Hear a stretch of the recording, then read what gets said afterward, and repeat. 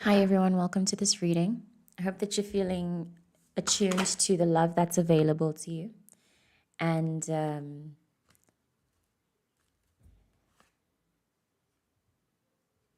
and ready to welcome in new modes of light in your life. It feels like there are lots coming in for us right now. Like there are many opportunities for us to feel good about ourselves, opportunities to feel loved. If you take the time now to find gratitude, okay, if you take the time to find gratitude and to open yourself up to receive, we have the Six of Pentacles in reverse. There's maybe a closing off of that. That could leave you feeling more tired, the Nine of Wands, than you need to be. There are lots of channels opening up, essentially, is what I'm saying. Wheel of Fortune and the Hierophant. Lots of channels opening up, connecting to like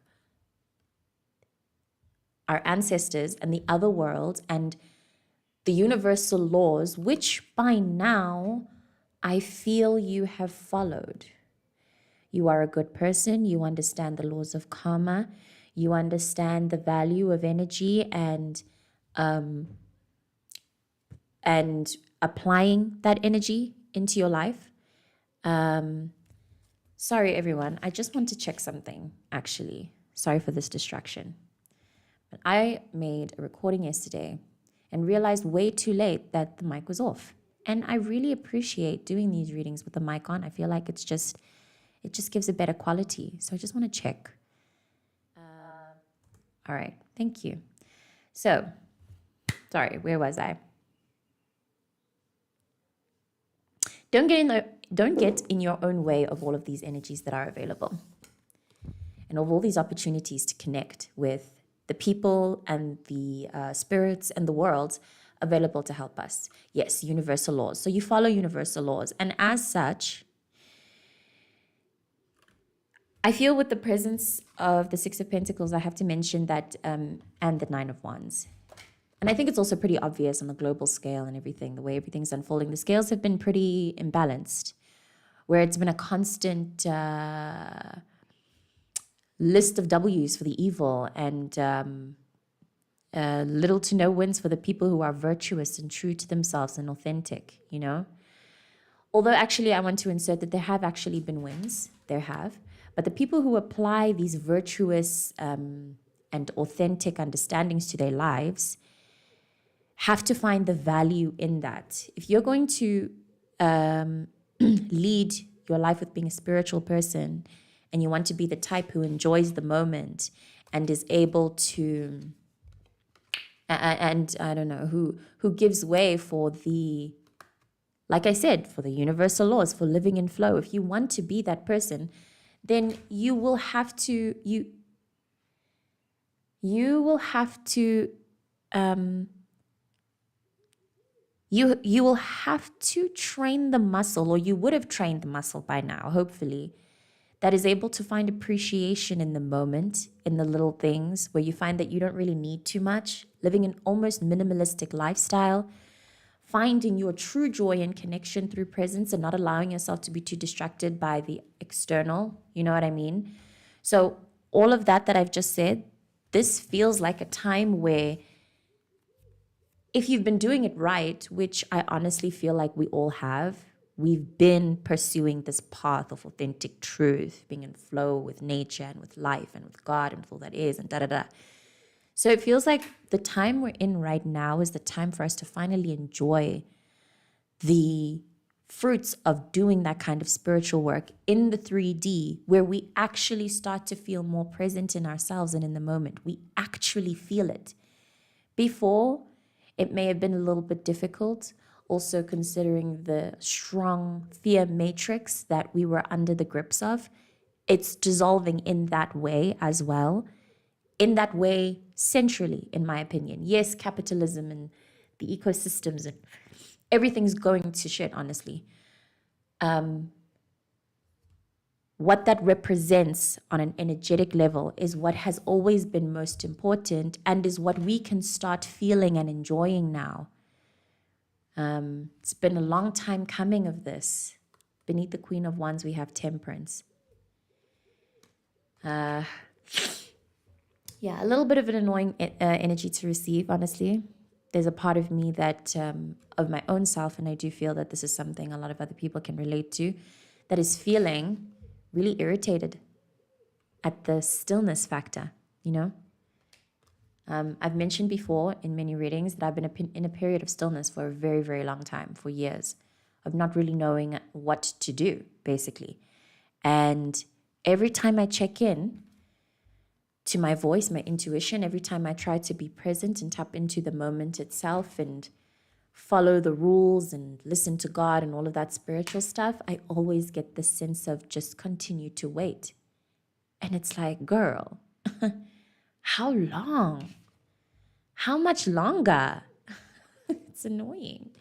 Beneath that, we have the Two of Swords. So it seems like it's one of those added to the already annoying annoyance of this. One of those things that's like, that is as if the universe is waiting for us to decide when to be worthy. Yeah. Okay. Right. This is a message that's actually been popping up in a lot of other tarot readers that I've seen. They've been tapping into the same thing. This may be a collective issue that we're all facing in trying to uncover the shame and the guilt. The shame that creates, with the presence of the Nine of Wands, a kind of defensiveness. That has been a blockage, but it's not in the grander scheme of things. It's actually just part of our soul's work and contract and all that shit. So anyway, how all of that gets in the way of you being able to receive your experiences. I don't know how to practically say this, but if you can find a way to be more receiving, I don't know, maybe the practice of asking for more help. Okay. Every time you do something, this is so difficult to find the frequency of for somebody who's hyper independent. Feels like I'm reading for somebody who is hyper independent. And it feels ingrained in you on like a spiritual level, like on an energetic level, your hyper independence. And right now, something about that hyper independence is like eating you, you know? It's like, yeah, this hyper independence that you thought was helpful is no longer helpful. Like it's working against you now. So try asking for help. Try praying for help. Try praying to the universe for more feelings of fulfillment. Try literally doing that and see what happens. Do an experiment on yourself and your life and do it consistently for a period of however much you feel like, actually. The more time, the better, so that you can actually, you know what I mean? Instead of looking at the experience like this over a period of 3 days or something, if you give yourself 3 weeks, for example, you're going to be able to understand more and get a bigger scope of what the experience is of praying for things, praying for feelings. It might sound quite, don't be depressed, just pray to God kind of thing, but that's pretty much what I'm saying you should do. But always to each their own. And at this point, you know what I mean? At this point, when I'm at this point, even as I'm praying to God, I literally say, I feel ridiculous for doing this. I feel so sad and so tired and lost and confused, but I don't know what else to do. So if you hear me, please help. Please help me. I think that I relate to this. I really do. The sensation of like being really stubborn to ask for help because you are prideful of your ability to help yourself. Yeah, because you know you can do it. And because you believe in your this is not just a belief in self. This is like a general belief. This is just general belief. You have belief. But it seems like this belief and this faith needs to touch more areas of your life. It needs to expand further so you can feel more relaxed and less like this, less like it's you against the world. This is you, this is your angels behind you, always there, always. Just floating behind you. And you're still all, defensive. Reasonably so, though, you're tired. But yeah, this defensiveness and this closed offness and this hopelessness and whatever else may be getting in the way of you being able to feel a full expansive connection with your angels, with the universe, with those who protect you, all of that. It's in the way. It's in the way, and it doesn't need to be in the way. Because like I said at the beginning of this, there's a huge opening happening for a collective of people right now who previously felt very alone and tired and disempowered. There's a huge... Yeah, it's like heaven is opening up, honestly. It's like the presence of the judgment, which is appearing, the judgment card, which has been appearing a lot in the readings that I've been doing lately. I think that I should shuffle a bit from the intuitive tarot now. Normally I'd ask for one card, but I think that we could get as many as is called, as many as wants to appear. Very neat. King of Swords appears again. Has appeared before. We have the moon. Yes, and happy... What is it? Is today a full moon? I know there's an eclipse that's apparently happening 33 past 3 a.m. I don't even know where that time zone is happening. But, yeah, today is a very energetically powerful day. The moon is interesting. Okay, the next full moon I'm seeing is... Sorry, I'm doing research here now. Okay, this is inaccurate what I'm looking at. So let me actually just... Let me see. Hold on. Yeah, today's a full moon. Yes, happy full moon. I could have gotten confirmation. I should have known that. But anyway, yeah, happy full moon. Tense that the moon shows up on a very powerful energetic day, energetically charged day like this. I'll shuffle for one more. And I love the interpretations of these, so we're going to get into that. Okay, I asked for one. We have three. Very intense. Crazy. Okay, so the full deck is the King of Swords, the Moon, the Magician, Death, and the Three of Discs. In a reading that I did yesterday, which will be the 2nd of March now, I'll link it in the description of this after I'm done, I mentioned feeling into an energy where everything feels everything feels so new. And with the presence of the moon, it's bringing up the feeling that I also don't think I described, but it is now that I remember the feeling, a sensation that sat. The newness being so unknown to me. Like I can feel that a lot of crazy new things are going to happen in my life, but I have no idea what it has to do with. I can feel I'm about to feel very new things where I will be required to put into practice everything that I have learned about how to control and be in power of my reality, my perceptions. I can feel that I'm going to come onto many types of like exams that will test me in that way of exercising my will and exercising my perception control. But I have no idea where it's coming from. I don't know from which angle. I don't know if it's going to come from something new or from something old. Like I can't even predict. I can't even say, and honestly, I shouldn't be able to predict it. That's the whole point. But what I'm trying to tap into here is the scariness of what is hidden. There's really lots that we do not know, that we will have to really use what we know already right now, what we've practiced spiritually. Like all of our tools, I've been saying this, but it's like It's like we were going through test season, cycle tests and shit. Now we are reaching a kind of final exam that's going to let us know whether or not, well, yeah, no, actually, I don't know. I can't tell. We're going to the next level either way. It's going to be a different level, but I can't tell where it's going to take us.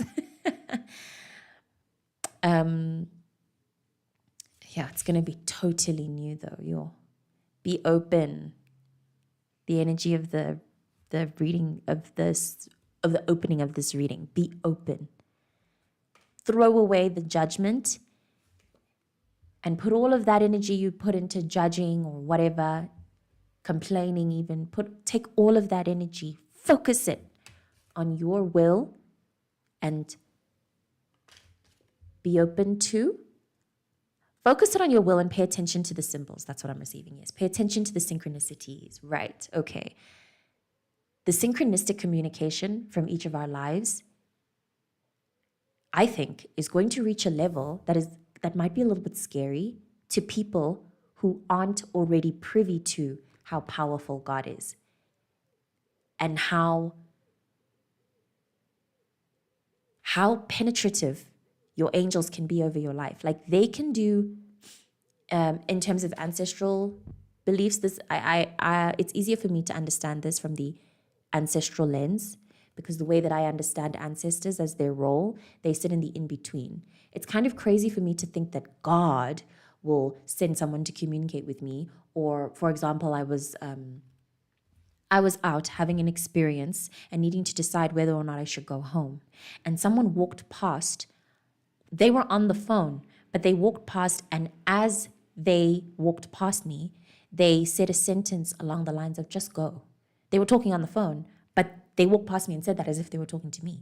And I felt instantly in that moment, I knew that was my ancestors.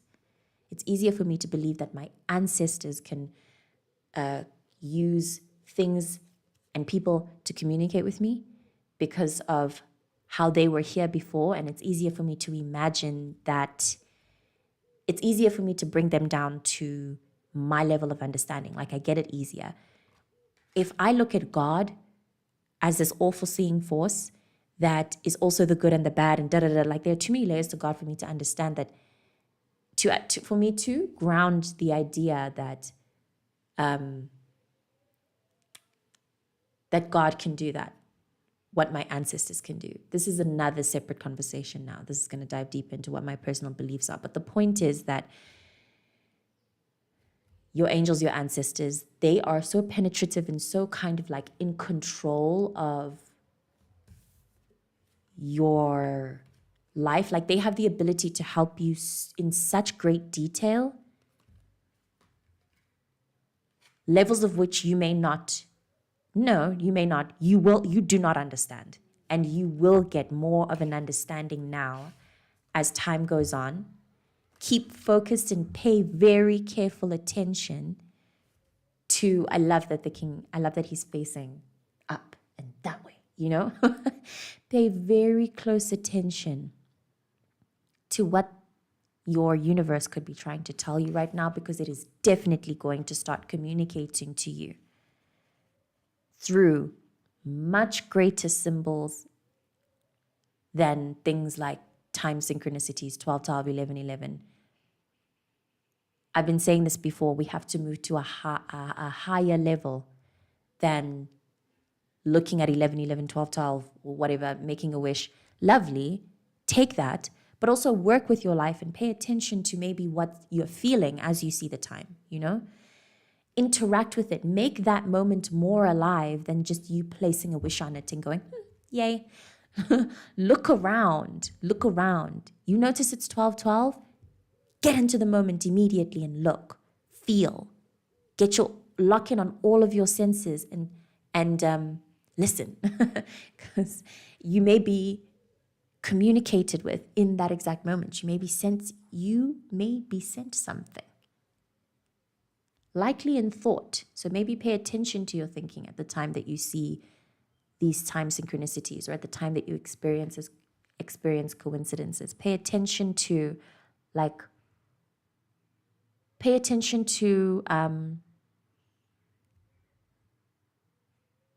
Pay attention to everything. Let me read the moon. No, I beg your pardon. I'm changing my mind. I'm going to read the Three of Discs. Yeah. I feel like there's more to work with in the Three of Discs and the King of Swords. Their general nuances. Three major arcanas is crazy. Three major arcanas is pretty intense. We have overview of life, seeing how things fit, satisfactory business or portfolio career, position in society. Could be a hint to take an open-minded look at your life, its objectives and quality. That last sentence, as I've been saying. But here, what has been appearing often in readings as well. So like congratulations to the whole of us, actually, the whole collective of us experiencing life right now. I think we're in a really good place materially. No matter where you are, I'm feeling into a general satisfaction of the way that you are interacting and calling upon things in your material world, which is lovely. Yeah, it's lovely. And then I want to touch on the King of Swords. Yes.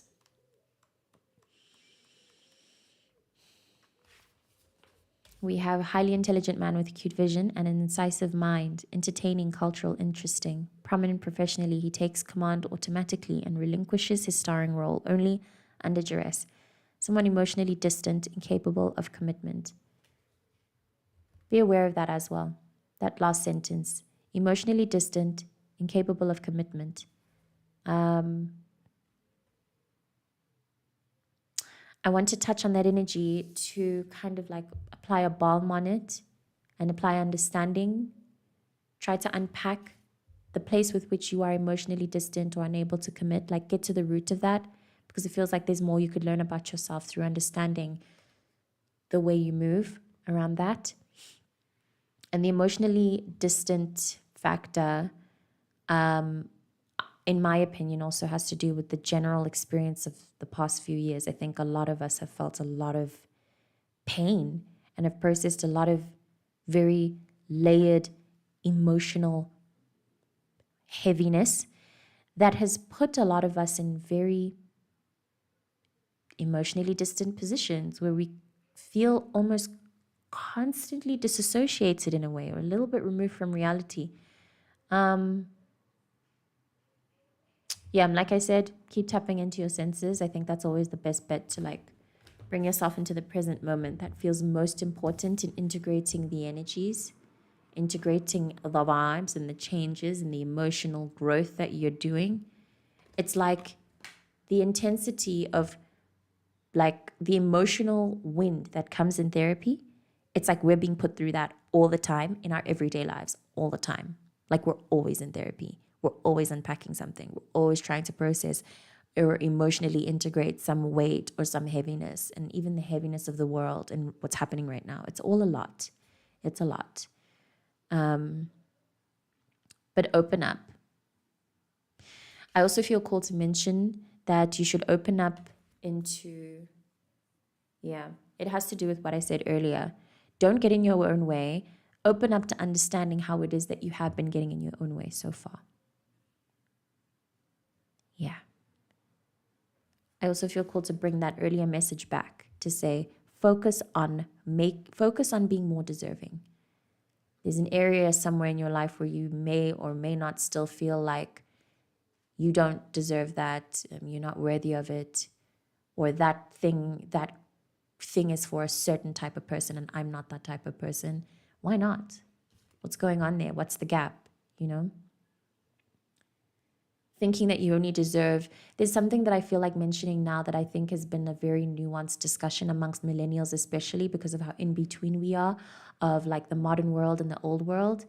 A lot of people may find themselves, can find themselves very angry and resentful towards the younger generation because of how easy life is for them in terms of being able to make money. Like Nowadays, there's a resentment in understanding that it's easier to make money now, and it wasn't easy back then.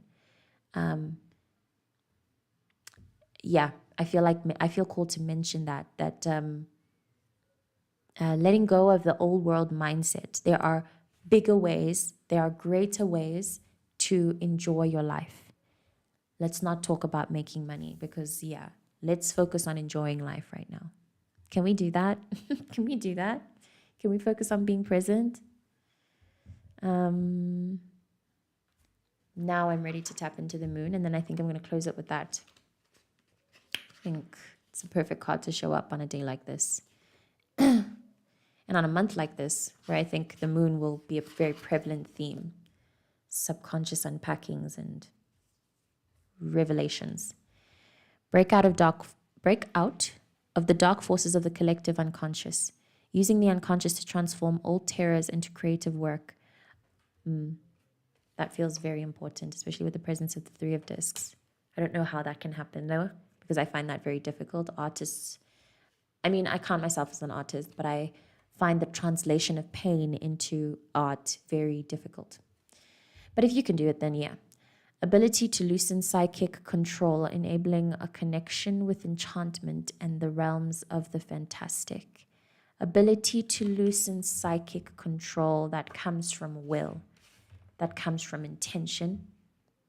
It comes from every time you catch yourself complaining or thinking negatively or anything, snap yourself back. Pause the moment. Stop the fucking train.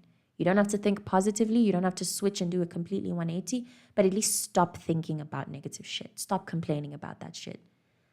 Stop talking about how expensive things are. Stop it. Stop acknowledging it. Because you're going to want what you want anyway, right? That feels very, very important. For a lot of us collectively, we have to stop thinking about money like that. Make the money an energy exchange. Blur it out and just think about the thing that you want. Don't think about how expensive it is to take the trip that you want. Just think about taking the trip. Just think about that. Seriously. It is not productive to think about the negative and the complaining and to tap into all of that. It's not. You can be aware of it. I'm not saying ignore the reality of it, but to hop over it again and again, what is it to do? What will it do if you complain 24/7 about how expensive it is? I think part of the breakout of the dark forces of the collective, I think part of separating yourself from the collective has a huge thing to do with like breaking free from phone addiction. That feels really important right now as well. It takes up a lot of our time. It really does. Social media and tapping into all of that, it takes up so much of our time. Doom scrolling. It's intense, man. Or at least if you're going to do that, make sure that you're doing it from a place of like knowing why you're doing it. Like if you're going to scroll on TikTok, scroll on an account or do some scrolling that will help you in a way, make you laugh, educate you. Scroll on an account that teaches you things, or brings you to a sense of awareness. I don't know. There's lots coming out now. I think what I'm talking about here and what I've trailed into is like different parts of the collective experience that I think is being greatly ignored because of the urgent bell of survive, survive, survive. But it's not that urgent. There's a deeper urgency happening inside each of us where we are coming to a much more intense understanding of our lives, why we are alive, the experience of human being, of human consciousness, observing, the observed versus the observer. Like all of that shit is like, it's like we're all being spiked with psychedelics inside of our bloodstream right now against our will by God. Oh, anyway, now I feel like I've trailed way too far, so I'm going to close it. It's a good time. 30 minutes. Please don't forget to ask for help. Please don't forget to ask for help, and please don't feel squirmy about receiving it. When you ask for help and when you ask for things, please don't feel bad about receiving it once you ask for it and once you get it. Please don't feel bad. And please don't feel bad if like you ask for help and then somebody expresses the fact that they're going to have to maybe make themselves a little bit uncomfortable for you, or it's like, oh, that might be an inconvenience, but it's okay. Don't feel bad. Receive it. Receive this person. Receive everything, okay? Receive everything. You can't do this anymore. You can't do this alone anymore. Yes, you cannot do this alone anymore. And the universe knows that. And it's like everybody in your life is just waiting for you to be more receiving. You'll be surprised by how many people have been waiting for you to ask them for help. And how many people are so keen to help you. You're so loved. Thank you, Pearl. Hey. Hey. Yeah, that's all I have now. I'm going to finish there. Thank you for watching. And really thank you for being alive. And I hope that you can thank yourself intentionally every day. Thank yourself for being alive. I could go on and on about how important it is, each of our roles, that we are choosing to do this every day, just choosing to breathe and be and exist. I can't explain how grateful the other worlds are for each of us as individual incarnations of God. Like, it is so special. Each of our roles are so special. Please don't forget that. Thank you. I'll see you in the next reading.